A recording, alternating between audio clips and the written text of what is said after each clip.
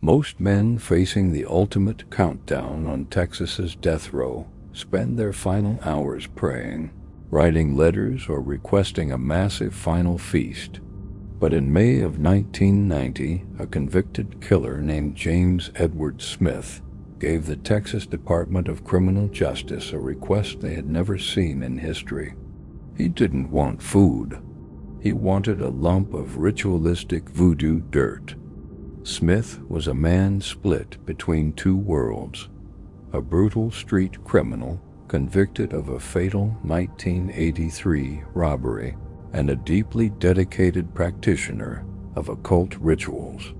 His final request wasn't a joke, it was a spiritual battle for his soul. Today, we open the final files of the Huntsville unit. For 7 years, Smith sat on death row, watching his appeals systematically burn away. By May 1990, his time had officially run out. Under Texas protocol, he was asked to fill out his final meal request form. Smith requested a lump of riga dirt, a specific soil used in voodoo rituals. He explained to prison officials that he intended to consume the dirt to perform a spiritual cleansing. In his belief system, without this ritual, his soul would be trapped, wandering the prison walls forever after his execution. Prison officials flatly refused, stating that dirt was not on the approved list of consumable foods. Instead, against his spiritual wishes, the prison served him a single cup of plain yogurt. The road to the death chamber began on a hot summer morning in Houston. Smith, armed and desperate, walked into the insurance office of corporate cashier Larry Hall. The robbery was fast, chaotic, and ended in a flash of gunfire. Hall was killed instantly. When police caught up with Smith, they didn't just find a robber. Investigators uncovered a man heavily immersed in esoteric practices, black magic, and ritualistic beliefs. Throughout his trial, Smith remained an unsettling presence, uncanny, detached, and seemingly more concerned with the spiritual world than the legal one. The state of Texas showed no leniency.